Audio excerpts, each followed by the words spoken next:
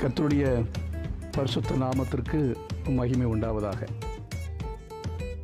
யோவான் சுவிசேஷம் 21வது அதிகாரத்தில் 6வது வசனம் அதை நாம் வாசிக்க முடியும். அப்பொழுது அவர், நீங்கள் படவுக்கு வலதுபுறமாக வலையை போடுங்கள், அப்பொழுது உங்களுக்கு அகப்படும் என்றார்.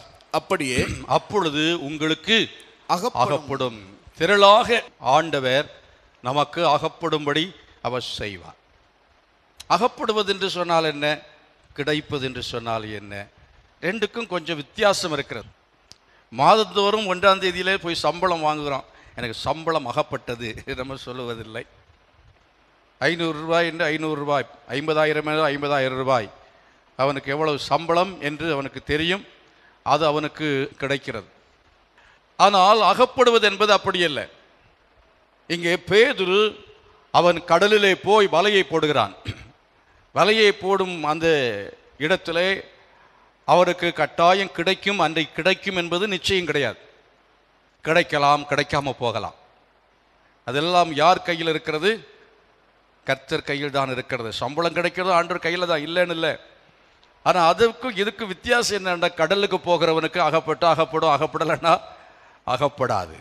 ஆனால் இங்கே இவர்களுக்கு அகப்பட்டது என்று வேதம் சொல்லுகிறது. என்ன அகப்பட்டது? மீன்கள் அகப்பட்டது. எவ்வளவு மீன் அகப்பட்டது என்றால் அவர்களுக்கு திரளாய் கிடைத்தது என்பதாய் பார்க்கிறோம். the large quantity of fishes.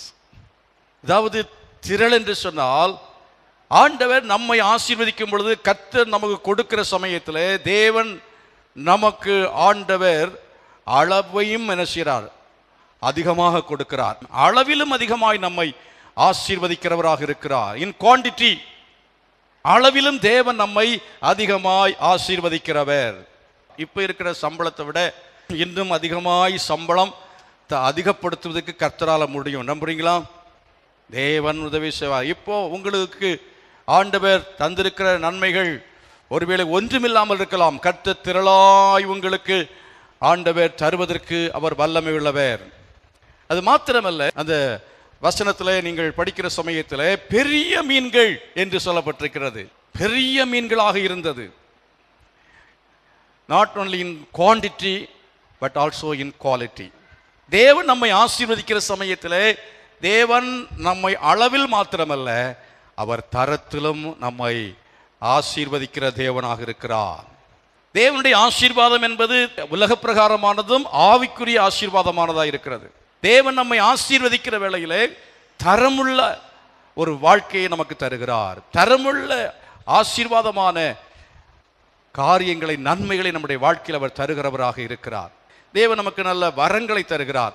தேவன் தமது அபிஷேகத்தை தருகிறார். தேவன் தன்னுடைய ரட்சிப்பை தருகிறார். ஆவிக்குரிய ஆசீர்வாதங்கள், அவைகளை நாம் எவ்வளவு சுதந்திரித்துக் கொள்கிறோமோ அவ்வளவு நாம் தரமுள்ள மக்களாக இருக்கிறோம். அந்த ஆசீர்வாதங்களை நாம் தேடும் பொழுது உலக பிரகாரமான ஆசீர்வாதங்களை கர்த்தர் நமக்கு அவர் கூட தருவேன் என்று சொல்கிறார். ஆகையால் பிரியமானவர்களே, இந்த வேதத்தில் நாம் படித்தது போல நமக்கு தேவன் திரளாய் கொடுக்கிறவர் மாத்திரமல்ல, தரமாகவும் கொடுக்கிறவர். கரங்களை கொட்டி கர்த்தரை மகிமைப்படுத்தும். ஹல்லேலூயா. 253 பெரிய மீன்களால் நிறைந்த வலையை கரையில் இழுத்தான். இத்தனை மீன்கள் இருந்தும் வலை கிழியவில்லை என்று சொல்லப்பட்டிருக்கிற எவ்வளவு பெரிய அற்புதம் பாருங்க. ஆண்டவர் நம்மை ஆசீர்வதிக்கும் பொழுது, தேவனுடைய ஆசீர்வாதத்தை தேவன் நமக்கு கொடுக்கிற சமயத்தில், நமக்கு அகப்படும் பொழுது, கர்த்தர் நமக்கு அகப்பட பண்ணும் பொழுது, தேவன் நமக்கு நிறைய கொடுக்கிறது மாத்திரமல்ல, தரமாய் கொடுக்கிறது மாத்திரமல்ல, தேவன் நமக்கு பாதுகாப்போடு கூட கொடுக்கிறவராயிருக்கிறார். ஹல்லேலூயா. தேவன் நமக்கு பாதுகாப்பையும் தருகிறவர், பாதுகாப்போடு கூட நமக்கு கொடுக்கிறவர். வலை கிழிந்து போகாமல் கர்த்தர் காத்துக் கொள்கிறவராக இருக்கிறார். ஆண்டவர் நம்முடைய வலைகளையும் ஆண்டவர் கிழியாமல் பார்த்துக் கொள்வாராக. ஹல்லேலூயா. எந்த விதமான சேதம் வராமல் கர்த்தர் காத்துக்கொள்வார். 283 மீன்கள் வலையில் அகப்பட்டது. ஆனால் வலை கிழிந்து போயிருந்தா என்ன நடந்திருக்கும் பாருங்க. ஒரு மீன் கூட அவங்களுக்கு கிடைத்திருக்கவே முடியாது. ஆகினாலே உங்கள் வலையை கிழிந்து போகாமல் பாதுகாக்கிறவர் கர்த்தர். உங்க பீரோவை திருடன் வந்து உடைக்காம பாதுகாக்கிறவர் கர்த்தர். கரங்களை கொட்டி கர்த்தர் மகிமைப்படுது. ஹல்லேலூயா. தேவன் எதிர்த்த வீட்டுக்காரன் பில்லி சூனியம் பண்ணாமல் நம்ம பாதுகாப்பதுக்கு வல்லமை உள்ளவர். கரங்களை வைத்து கர்த்தர் மகிமைப்படுத்து. ஹல்லேலூயா. திரளாய் அகப்படும். ஹல்லேலூயா. திரளாய் மட்டுமல்ல தரமுள்ளதாய் அகப்படும். மாத்திரமல்ல, கர்த்தர் அவைகளை கொடுக்கிற சமயத்திலே தேவன் ஒன்றும் சேதமில்லாமல் காத்துக்கொள்வார், ஒன்றும் நஷ்டப்பட்டு போகாமல் கர்த்தர் காத்துக்கொள்வார். ஆண்டவர் உங்களுக்கு பாதுகாப்பா இருப்பார். கர்த்தரை மகிமைப்படுத்துங்க. ஹல்லேலூயா. இதுவரையிலையும் பெறாத பார்க்காத ஒரு பெரிய அதிசயமான காரியத்தை தான் பேதுருவும் அவனுடைய நண்பர்களும் பார்த்தார்கள். அங்க வாழ்க்கையில 253 பெரிய மீனை மட்டும் ஒரு காலம் பிடிச்சது கிடையாது. தேவன் அவளுக்கு அகப்பட பண்ணினார். தரமுள்ளதா வளர்ச்சி அடைய வேண்டும் என்றால், தரமான ஆசீர்வாதத்தை பெற வேண்டும் என்றால், திரளான ஆசீர்வாதத்தை பெற வேண்டும் என்று சொன்னால், ஆசீர்வாதம் பெருகும் பொழுது நீங்கள் பாதுகாப்பாக இருக்க வேண்டும் என்றால், you must have a system. ஒரு தொழிலில் ஒரு சிஸ்டம் வேணும். குடும்பமாக இருந்தாலும் ஒரு சிஸ்டம் வேணும். வந்து போகலாம், போகும்போது போகலாம், இஷ்டத்துக்கு செலவு பண்ணலாம் அப்படின்ட்டு ஒரு ஒழுங்கும் கட்டுப்பாடோ விதிமுறைகளோ ஒன்றும் இல்லாமல் இருந்தால் உங்கள் வாழ்க்கையில் திரளாக அகப்படாது, அகப்பட்டாலும் நிற்காது. சரியான நிர்வாகம் இருக்கணும். குடும்பத்தில் நிர்வாகம் சரியா இல்லை, பிறகு எப்படி நிற்கும்? சிக்கனமாக செலவு பண்ண வேணும், வரவறிந்து செலவு செய்ய வேணும், நல்ல பட்ஜெட் போட வேணும்.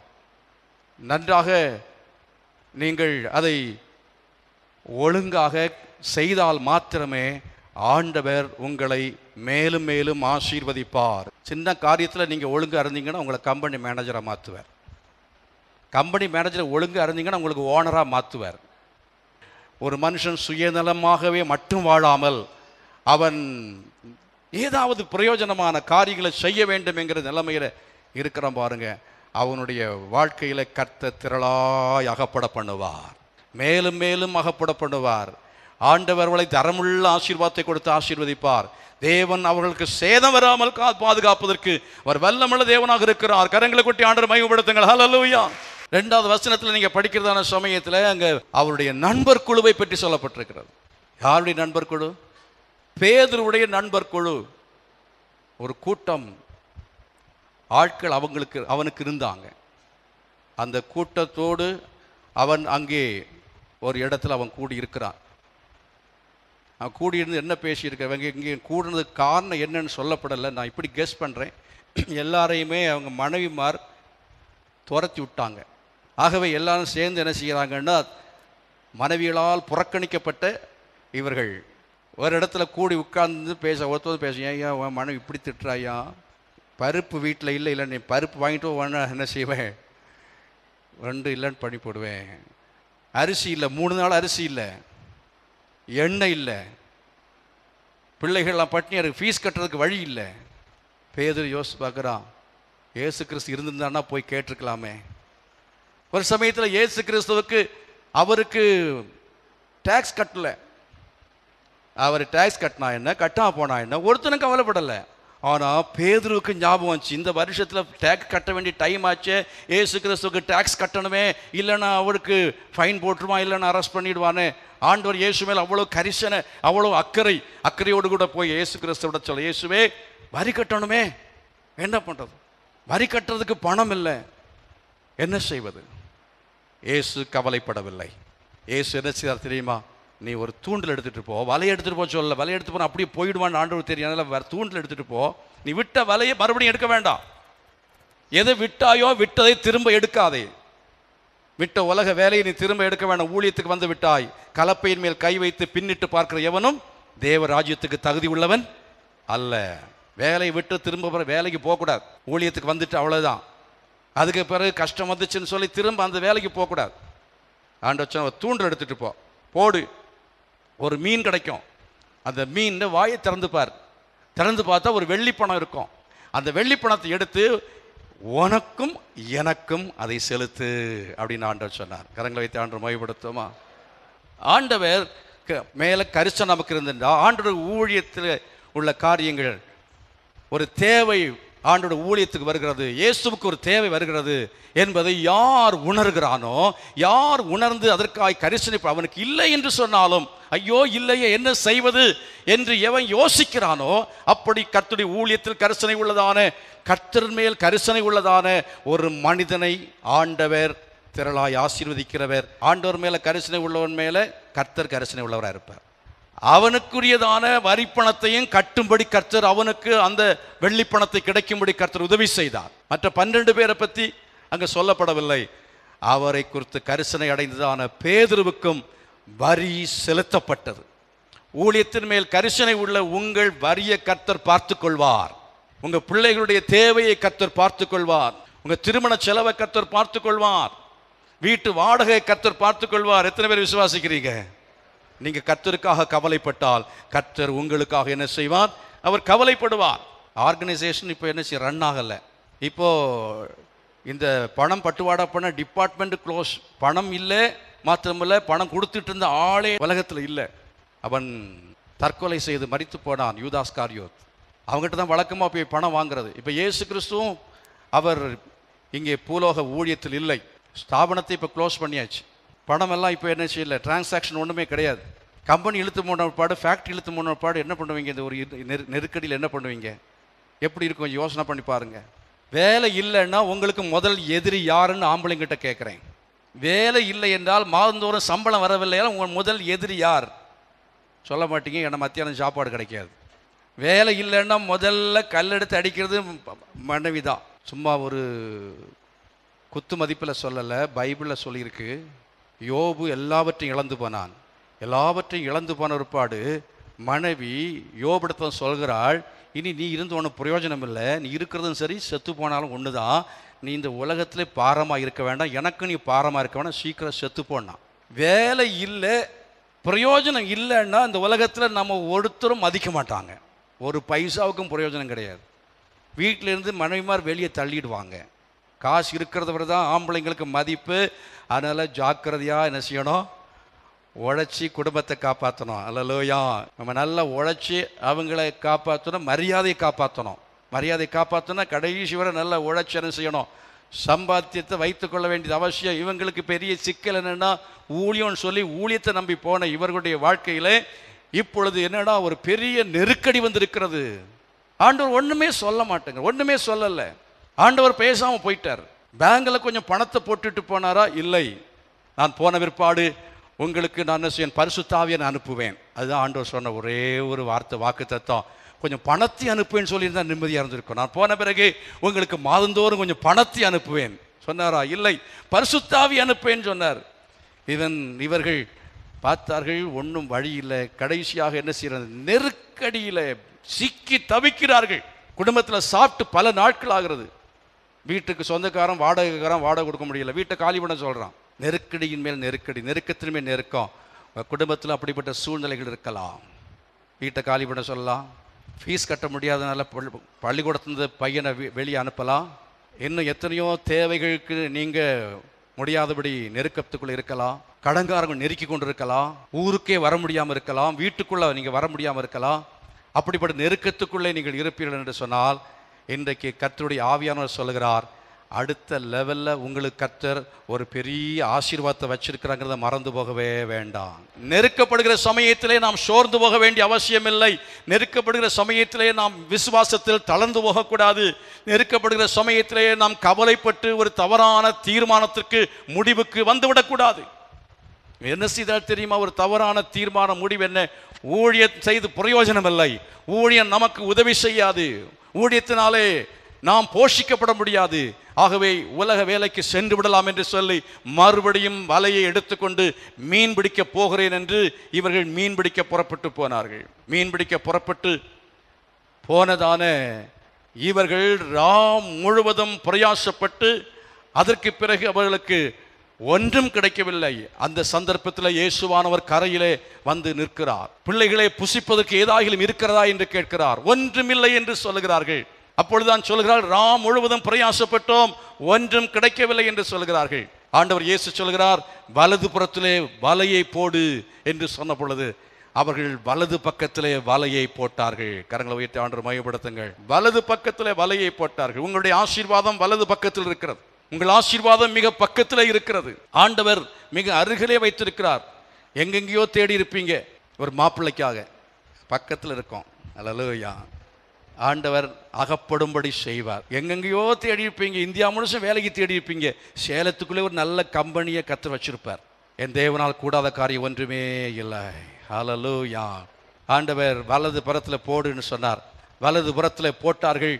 வலை கிழியத்தக்கதாக திரளாக மீன்களை பெற்றார்கள் என்பதாய் பார்க்கிறோம். அதனால மீன்களை பெற்றதுக்கு பிறகு அவங்க கரையில் இழுத்து கொண்டு வரணும். வலை கிளியாட்டாலும் அடுத்த ஒரு பிரச்சனைன்னா 253 பெரிய மீன்களை இழுத்து கரைக்கு கொண்டு வர வேணும். ஒரு மீனுக்கு 5 கிலோன்னு வச்சுக்கிடுங்க. 253 × 5 எத்தனை கிலோ கணக்கு போட்டு பாருங்க. மினிமம் 5 கிலோ போடுறேன். இந்த பெரிய வெயிட்டை இழுக்கணும்னா இந்த பேதுருவால் மாத்திரம் முடியாது. தனிமையாய் மாத்திரம் நீங்கள் இந்த உலகத்திலே தனித்து செயல்பட விரும்பினால் உங்க வாழ்க்கை பாதுகாப்பாக இருக்காது. உங்க வாழ்க்கையில திரளாய் பெற்றாலும் அதை நீங்கள் கரையிலே கொண்டு வந்து சேர்க்க முடியாது. அநேகருக்கு ஆண்டவர் கொடுக்கிறார், ஆனா கரையில கொண்டு வந்து சேர்க்க முடிகிறது இல்லை. இங்கே பேதுருவோடு சேர்ந்து ஒரு கூட்டம் தேவை. Hallelujah. There a team is very necessary. பயிற்சி பெற்றவனுக்கு, பொறுப்புள்ளவனுக்கு நல்ல ஒரு டீம் உங்ககிட்ட இருக்கும்னு சொன்னா, நல்ல டீம் என்ன செய்வாங்க தெரியுமா? சைகை காட்டினாலே போதும், அவனுக்கு என்ன செய்யணும்னு சொல்லி தெரியும். அல்லேலூயா. சபையிலே கண்ணை காட்டினா போதும், உடன் ஊழியருக்கு தெரியும் என்ன வேலை செய்யணுங்கிறது தெரியும். அவர்கள் எல்லாருமே பயிற்சி பெற்றவர்கள், எல்லாருமே மீன் பிடிக்க தெரிந்தவர்கள். அப்படிப்பட்ட நல்ல ஆட்களை அவன் உடையவனாய் இருந்தான். அதே போல நம்ம வாழ்க்கையிலையும் தனியாய் இருப்போம் என்றால் நிச்சயமாகவே ஆண்டவர் நம்மை ஆசீர்வதித்தாலும் அந்த ஆசீர்வாதத்தை நாம் கரை கொண்டு வந்து சேர்க்கவே முடியாது. அந்த ஆசீர்வாதத்தை நாம் பாதுகாக்கவே முடியாது. அந்த ஆசீர்வாதத்தை தக்க வைத்துக் கொள்ளவே முடியாது. ஆசீர்வாதத்தை தக்க வைத்துக் கொள்ள வேண்டும் என்று சொன்னால் நீங்கள் வளர வளர வளர உங்களை சுற்றிலும் உங்களுக்கு உதவி செய்யக்கூடியதான ஆட்களையும் வளர்த்து கொள்ள வேண்டியது அவசியமாக இருக்கிறது. உதவி செய்யக்கூடிய ஆட்களை நீங்கள் வளர்த்து கொள்ள வேண்டும். அப்படிப்பட்டதான ஒரு குழு உங்களுக்கு தேவை. உதவி செய்கிறதான கூட்டம் உங்களுக்கு தேவை. உங்களோடு வேலை செய்கிற ஒரு கூட்டம் தேவை. தனியாக நீங்கள் வேலை செய்வதன் மூலமாக அடைகிற ஆசீர்வாதங்களை பார்க்கிலும் ஒரு குழுவாக சேர்ந்து நீங்கள் வேலை செய்யும் பொழுது கர்த்தர் உங்களுக்கு திரளாக அகப்பட பண்ணுவார். கிடைத்த வேலையை தக்க வைக்க ஆண்டவர் உதவி செய்வார். ஆனால் கிடைத்த வேலையை தக்க வைக்க அவங்களால் முடியவில்லை. ஏன் தெரியுமா? 10 பேரோட சேர்ந்து அவங்களால வேலை செய்ய தெரியாது. 10 பேரோ 5 பேரோ உங்க ஆபீஸ்லயோ உங்க ஃபேக்டரியிலையோ இருக்கிறாங்கன்னா அவர்களோடு கூட நீங்கள் எப்படி ஒற்றுமையாய் வேலை செய்வது என்பதை கற்றுக்கொள்ளுங்கள். வேலை செய்கிற இடத்துல சண்டை போட்டுக்கிட்டே இருப்பாங்க சில ஆட்கள். வீட்டுக்குள்ள சண்டை போட்டு இருப்பாங்க. நீங்க ஒரு ஆள் போதாது, மாமியார் வேணும், மாமனார் வேணும், நாத்தனார் வேணும், எல்லா உறவுகளும் வேணும். மருமகள் நான் வந்து விட்டேன், அவன் நான் போதும் இல்லை. உங்க குடும்பத்தில் எல்லாரும் உங்களுக்கு இருந்தாதான் ஆபத்தில் அவங்க உதவி செய்வாங்க. கையை என்ன செய்யலாம், அசைச்சா போதும், மாமனார் மாமியார் நாத்தனார் எல்லாரும் வந்துருவாங்க. இப்ப திரும்பி கூட பார்க்காம இருக்கிறாங்களே, காரணம் என்ன தெரியுமா? உங்க கெட்ட நடக்கை. உங்களால ஒற்றுமையா இருக்க தெரியவில்லை, ஒரு மனமா இருக்க தெரியவில்லை, ஒத்து போக தெரியவில்லை, ஒத்துழைக்க தெரியவில்லை. ஆகவே எல்லார்ட்டையுமே சண்டை. கையசைச்சாலும் வரமாட்டான், காலசைச்சாலும் வரமாட்டான், ஆஸ்பத்திரியில் பட செத்து போனா கூட வரமாட்டான், அடக்கம் பண்றது கூட ஒருத்தனும் வரமாட்டான். சபையில சண்டை, வீட்டுக்குள்ள சண்டை, பக்கத்து வீட்டுல சண்டை, எங்க போனாலும் சண்டை தான், சண்டை தான். நல்ல நண்பர்கள், நல்ல குழு சேர்ந்து வேலை செய்யக்கூடிய நல்ல திறமை உள்ளதான பேதுருவை கர்த்தர் ஆசீர்வதிக்கும்படி சித்தம் கொண்டார். திரளான மீன்கள் அகப்படும்படி கர்த்தர் உதவி செய்தார். கரங்களாசியத்தை கர்த்தர் மையப்படுத்துவோமா? ஹல்லேலூயா. வீட்டில் இருந்தாலும் தனியா நீங்க ஒன்னையும் சாதிக்க முடியாது. கணவன் மனைவி 2 பேரும் சேர்ந்தாதான் குடும்பத்தை கட்ட முடியும். திரளாக அகப்படும், தரமாக வளரும் குடும்பம், சேதம் இல்லாமல் இருக்கும். தனியாக நான் கட்டுவேன், முடியவே முடியாது. கணவனும் மனைவியும் ரெண்டா நின்னா ஒன்றும் வேலை நடக்காது. 2 பேரும் சேர்ந்தாதான் குடும்பத்தை நடத்த முடியும். பிள்ளைகள் இருந்தால் பிள்ளைகளும் சேர்ந்தாதான் குடும்பத்தை கர்த்தர் திரளாய் ஆசீர்வதிப்பார், தரமுள்ளதாய் மாற்றுவார், சேதமில்லாமல் காப்பார். கரங்களை கொட்டி கர்த்தரை மையப்படுத்துங்கள். வீட்டுக்குள்ள சண்டை, எப்போ பார்த்தாலுமே சண்டை வருமா? வர்ற பைசா நிற்காது. இல்லாத பிரச்சனையெல்லாம் பிசாசு கொண்டு வருவான். ஆகவே வீட்டுக்குள்ளால சண்டை இல்லாத ஒரு வீடாக கர்த்தர் மாற்றணும்னு நம்ம எல்லாம் 2 கரங்களை வைத்து இன்னைக்கு நல்ல ஜெபம் பண்ணும். ஆண்டவரே, மதர்ஸ்களுக்கு கிருபதாரம், ஃபாதர்ஸ்லாம் எங்களுக்கு கிருபதாரம். ஒரு ஆளும் குறைஞ்ச ஆள் கிடையாது, ஃபாதரும் குறைஞ்ச ஆள் கிடையாது, மதரும் குறைஞ்சவங்க கிடையாது. பிள்ளைங்க எல்லாருமே எல்லா வீட்லேயும் சண்டை இருக்குது. சண்டை இல்லாத வீடே கிடையாது. ஆண்டவரே, எங்கள் வீட்டில் சண்டையெல்லாம் ஒழியணும். நல்லா சத்தமாக கருத்தை ஜெபம் பண்ணு. நீங்களே வாய்த்திரத ஆண்டை கேளுங்க. ஆண்டவரே, எங்கள் வீட்டில் சண்டை ஒழியணும், என் பிள்ளைங்க கீழ்ப்படியணும், கோஆப்ரேட் பண்ணணும், என் பிள்ளைகளோடு நான் சேர்ந்து நல்ல ஒரு குடும்பமாய் வாழ வேண்டும், என் பிரச்சனைகளை பிள்ளைகிட்ட பகிர்ந்து கொள்ள வேணும், கணவன் மனைவி பிரச்சனைகள் நாங்கள் பகிர்ந்து கொள்ள வேணும், எங்களுக்கு உதவி செய்யும் என்று சொல்லி கேளுங்கள், கர்த்தர் உதவி செய்வான். அதாவது நெருக்கம் வர்ற சமயத்தில் நம்ம காத்திருக்க கற்றுக்கொள்ள வேண்டும். நெருக்கம் வரும் பொழுது காத்திருக்கணும். பிள்ளை கல்யாணம் ஆகல, குழந்தை இல்லை, கடன் நெருக்கடி, பலவிதமான நெருக்கங்கள், இந்த சூழ்நிலையில் காத்திருந்து ஜெபிக்க வேண்டியது அவசியம் என்பதை இந்த வேத பகுதியின் மூலமாய் நாம் கற்றுக்கொள்கிறோம். இவங்கெல்லாம் உட்கார்ந்து பல யோசனை பண்ணா, அங்கே போகலாமா, சவுதிக்கு போகலாமா, அமெரிக்கா போகலாமா, ஆஸ்திரேலியா போகலாமா, இந்த யோசனை தான் வந்தே தவிர இல்லை வலையை கடைசியாக வலையை எடுத்துகிட்டு போகிறேன், ஒன்றும் சரிப்பட்டு வர நான் வலையை எடுத்துகிட்டு போகிறேன், வலையை எடுத்துகிட்டு போனேன். சேர்ந்து ஆண்டவரே நாங்கள் என்ன செய்யணும், நீர் தான் போயிட்டீரு, யூதாசும் போயிட்டான், இப்போ மீதி நாங்கள் இவ்வளோ பேர் இருக்கிறோம், நாங்கள் என்ன செய்யணும், முழங்கால் போட்டு உபவாசத்தோடு கண்ணீரோடு கூட ஜெபம் பண்ணியிருந்தா கர்த்தர் வாசலை திறந்திருப்பாரா, திறந்திருக்க மாட்டாரா? திறந்திருப்பார். இவங்க பட்டினியா இருக்கும் பொழுதே அவர் அதை கண்டார், ஆண்டவர் அதை அறிந்தார். அறிந்த உடனே அவர் என்ன செய்தார் தெரியுமா? அங்கிருந்தே அப்பத்தையும் பொரிச்ச மீனையும் எடுத்துட்டு வேகமாக வர்றார். அவர் வரதுக்குள்ளையும் எல்லாம் கடலுக்கு போயிட்டான், வரதுக்குள்ளையும் வலையை தூக்கிட்டு போயிட்டான்.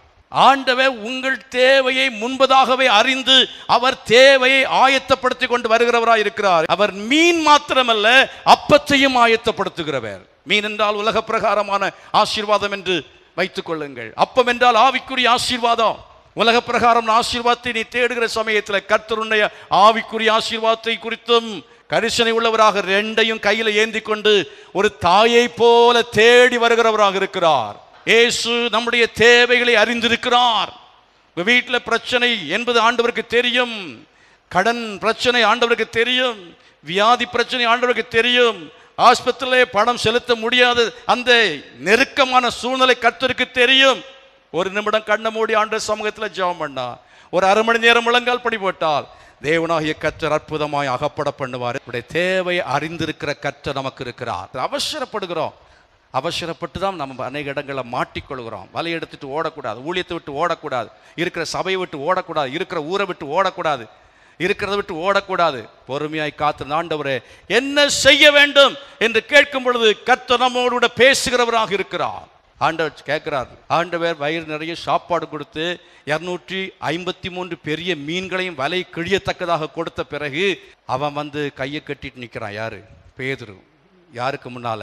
ஆண்டவராக இயேசுக்கு முன்னால. அப்போ ஆண்டவர் கேட்கிறாரு, பேதுருவே நீ என்னை நேசிக்கிறாயா? ஒரே ஒரு கேள்விதான், பேதுருவே நீ என்னை நேசிக்கிறாயா? அப்போ சொல்கிறான், ஆம் ஆண்டவரே உம்மை நான் நேசிக்கிறேன். Yes Lord I love you. எல்லாரும் தான் அப்படி தான் இருக்கிறோம். நல்ல ஆரோக்கியமாக இருக்கும்போது, வயிறு நிறைய கத்த சாப்பாடு கொடுத்துருக்கும் பொழுது, கை நிறைய பணத்தை கொடுத்துருக்கும் பொழுது, தொழிலில் நல்லா ஓடுகிற சமயத்தில் நல்ல லாபம் கிடைக்கிற சமயத்தில் நிறைய கை நிறைய சம்பாதித்து கொண்டிருக்கிற வேளையில் ஆண்டவர் கேட்பார், நீ என்ன நேசிக்கிறாயான்னு கேட்பார். அப்போ என்ன சொல்லுவோம்? ஆமாம் ஆண்டவரை நேசிக்கிறேன், ஆகவே தான் நான் ஆலயத்துக்கு வந்திருக்கிறேன். கர்த்தருக்கு வெக்கமா இல்லைன்னு கேட்குறார். உனக்கு வெக்கமா இல்லை? நீ வயிறு நிறைய நான் தந்திருக்கிறேன், உனக்கு 253 மீனை தந்த பிறகு நீ என்னை நேசிக்கிறேன்னு சொல்லுகிறாயே. நீ வயிறு பசிச்சிருக்கிற சமயத்தில், உனக்கு வருமானம் இல்லாமல் கையில் பாக்கெட்டில் ஒரு பைசா கூட இல்லாமல் இருக்கிற சமயத்தில் முழங்கால் படி போட்டு ஆண்டவரை உம்மை நேசிக்கிறேன், உம்முடைய ஊழியத்தை விட்டு நான் போக மாட்டேன், உம்முடைய அன்பை விட்டு நான் போக மாட்டேன், உம்முடைய சபையை விட்டு போக மாட்டேன், வேதத்தை விட்டு விலக மாட்டேன், விசுவாசத்தை கைவிட மாட்டேன் என்று உனக்கு சொல்ல தெரியவில்லையே என்று ஆண்டவருடைய மறைமுகமாய் கேட்டார். இன்றைக்கு அநேகரை பார்த்து கர்த்தர் அப்படித்தான் கேட்கிறார். நெருக்கத்துக்குள் இருக்கிற சகோதரி, நெருக்கத்துக்குள்ள சகோதரியே, ஆண்டவர் நம்ம பார்த்து கேட்கிறார், நீ என்னை நேசிக்கிறாயா என்று கேட்கிறார். நான் நேசிக்கிறோம் என்று சொல்லுவோம் என்றால் ஆண்டவர் இயேசு கிறிஸ்து நம்மை பார்த்து சொல்லி, ஆடுகளை மேய்ப்பாயாக என்று கர்த்தர் நமக்கு ஒரு பெரிய பொறுப்பை வைத்திருக்கிறார். எத்தனை பேர் ஆண்டவரை நேசிக்க விரும்புறீங்க? நெருக்கத்திலும் கர்த்தரை நேசிக்கிறவர்களாய் மாற வேண்டும் என்று கர்த்தர் நம்மை பார்த்து எதிர்பார்க்கிறார். நெருக்கத்தில் நான் கர்த்தரை நேசிக்கிறேன், நெருக்கத்தில் நான் ஆண்டவரை விட்டு விலகி போக மாட்டேன், சோர்ந்து போக மாட்டேன், ஆண்டவர் விட்டு நான் ஓடி போக மாட்டேன். தீர்மானம் எடுங்கள். ஆண்டவர் உங்களை திரளாய் ஆசீர்வதிக்கிறது மாத்திரமல்ல, உங்களை பயனுள்ள பாத்திரமாய் மாற்றுவார். 2 கரங்களை வைத்து இயேசுக்கு உங்களை ஒப்பு கொடுங்க. இயேசுவே நான் நமக்கு அடிமை என்று சொல்லி ஒப்பு கொடுக்கிற ஒவ்வொருவரையும் கர்த்தர் இப்பொழுது ரட்சிக்கிறார், ஒவ்வொருவரையும் கர்த்தர் ஆசீர்வதிக்கிறார். கர்த்தருடைய ஆசீர்வாதம் உங்கள் மேல இறங்கி வருகிறது. அவர் உங்களை தொட்டு விடுதலையாக்குகிறார். இயேசுவே, நீ அநேக கரங்களை பார்க்கிறேன் அப்பா, இந்த கரங்களை நீ பிடித்துக் கொள்வீராக. நீ பிடித்துக் கொள்ளும்படியாய் ஜெபிக்கிறேன். உம்முடைய வல்லமை உடைய சரீரத்தில் உச்சன் தலையிலிருந்து உள்ளங்கால் வரை பாய்ந்து செல்வதாக. இப்பொழுதே என்னுடைய வாழ்க்கை ஒரு மாற்றத்தை கொடுக்க வேண்டும் என்று ஜெபிக்கிறேன். உங்களை ரட்சிக்கும்படியாய் ஜெபிக்கிறேன். உண்மையில் விசுவாசத்தை கொடுப்பீராக. உண்மையில் ஆண்டவரே நம்பிக்கை கொடுக்கும்படியாய் ஜெபிக்கிறேன். இதுவரை நம்பிக்கை இல்லாமல் இருந்தவருடைய வாழ்க்கையில நீ நம்பிக்கை கொடுக்கிறதுக்காக உமக்கு ஸ்தோத்திரம். உண்மை அவள் வீட்டுக்கு அழைத்து கொண்டு போவார்களாக. இன்று உம்மோடு கூட வாழ சாக்கியத்தை பெற்றுக் கொள்வார்களாக. இயேசு என்னோடு இருக்கிறார் என்கிற தைரியத்தோடு ஒவ்வொரு கடந்து செல்ல உதவி செய்யுங்க. ஒவ்வொருவரையும் ஆசீர்வதிங்க. இயேசுவின் நாமத்தில் பிதாவே, ஆமென்.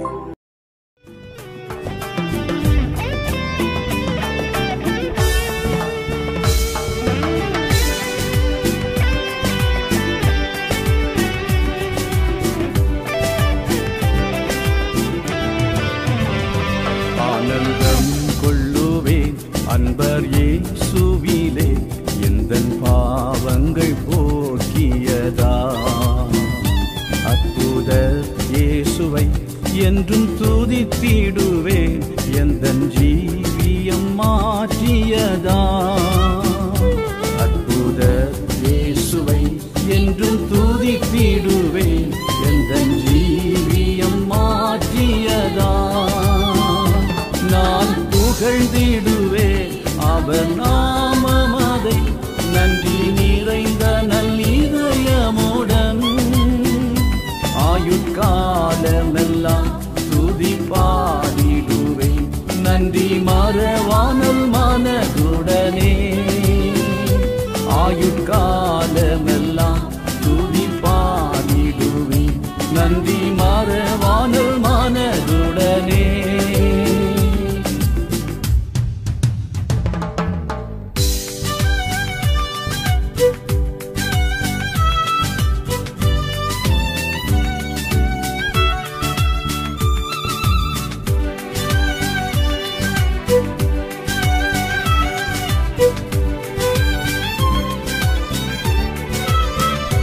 இத்தனை அற்புத நன்மைகள் செய்தவர் இன்னமும் எம்மை காத்திடுவார்.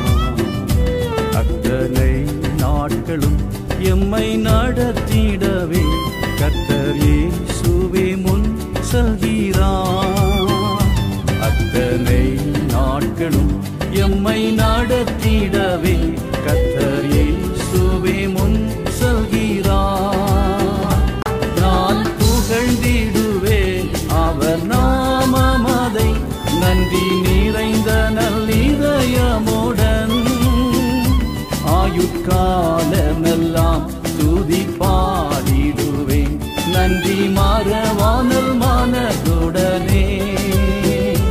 ஆயுட்காலமெல்லாம் துதி பாடிடுவேன், நன்றி மறவாமல் மனதுடனே.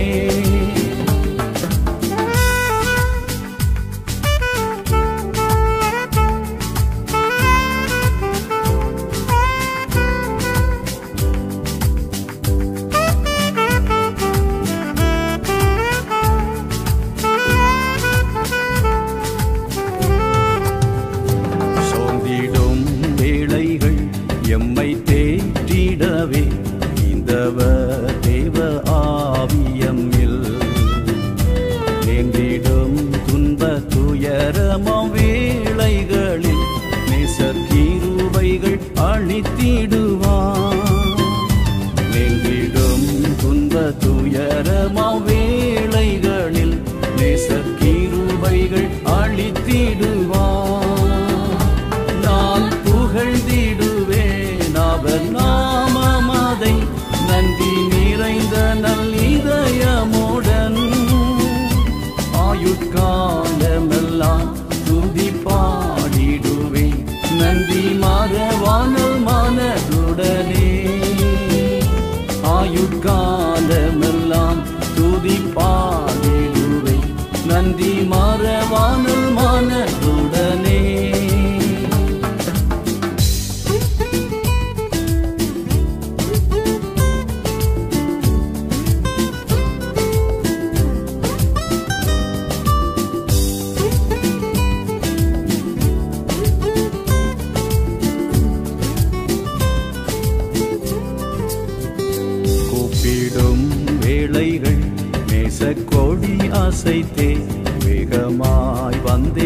பதிலளித்தார்.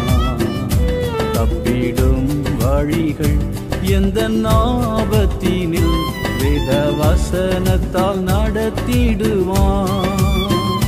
தப்பிடும் வழிகள் எந்த ஆபத்தினில் வேத வசனத்தால் நடத்திடுவார். நான் புகழ்ந்திடுவேன் அவர் நாமமதை நன்றி நிறைந்த நல்லிதயமுடன். ஆயுட்காலமெல்லாம் துதி பாடிடுவேன் நன்றி மறவாமல் மனதுடனே. ஆயுட்காலமெல்லாம் துதி பாடிடுவேன் நன்றி மறவாமல் மனதுடனே.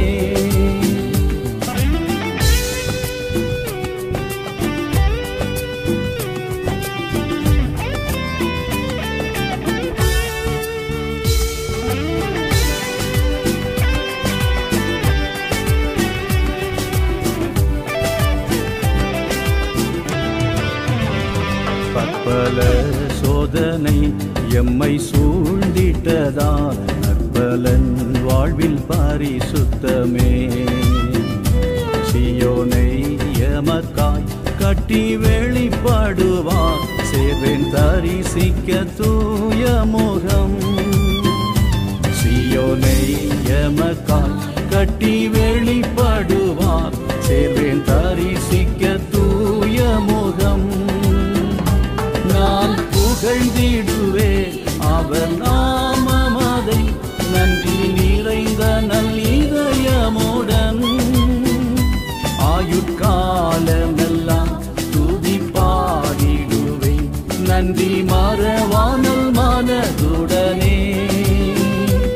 ஆயுட்காலமெல்லாம் துதி பாடிடுவேன் நன்றி